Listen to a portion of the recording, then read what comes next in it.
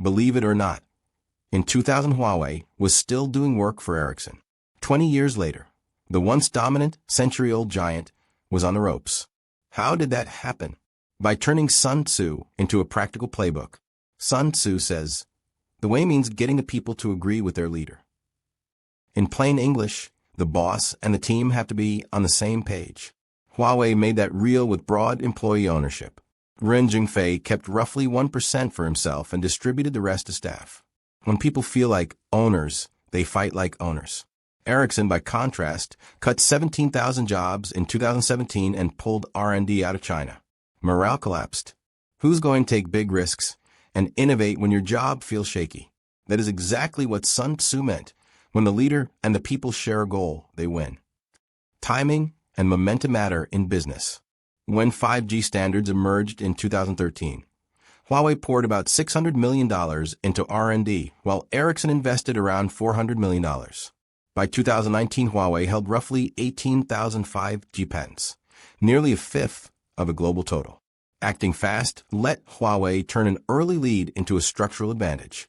That is Sun Tzu's lesson. Speed wins. Couldn't break into Western markets?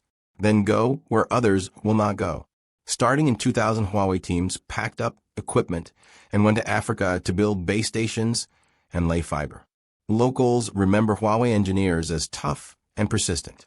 By the time Ericsson noticed, Huawei had established operations in around 170 countries. This is Sun Tzu's use the indirect route as the direct one. Avoid the enemy's strongest front and circle around. When U.S. sanctions hit in 2019 and chip supplies were cut, Ren responded by pouring massive funds into R&D. Rivals expected Huawei to collapse. Instead, the company raised its chip self-sufficiency from roughly 30% to about 70%. That is, resilience made strategic. How do you keep 100,000 people moving like startup?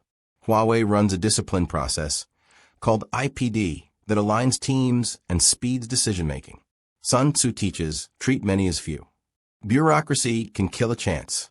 At one rival, a single quote might need 7 approvals. By the time it clears, the opportunity is gone. Huawei's comeback was not luck. It embedded 5 Sun Tzu principles into its operations. Unite people through shared gains, get into the race early, attack from unexpected directions, let leaders make decisive calls, and enforce disciplined processes. Leave out any one of those and the plan falls apart. You don't have to run a multinational to use this playbook. Whether you are building a startup, leading a team, or trying to get ahead at work, unity of purpose, speed, choosing the right battleground, decisive leadership, and clear systems will take you farther than talent alone. Huawei's story is extreme, but the lessons are universal.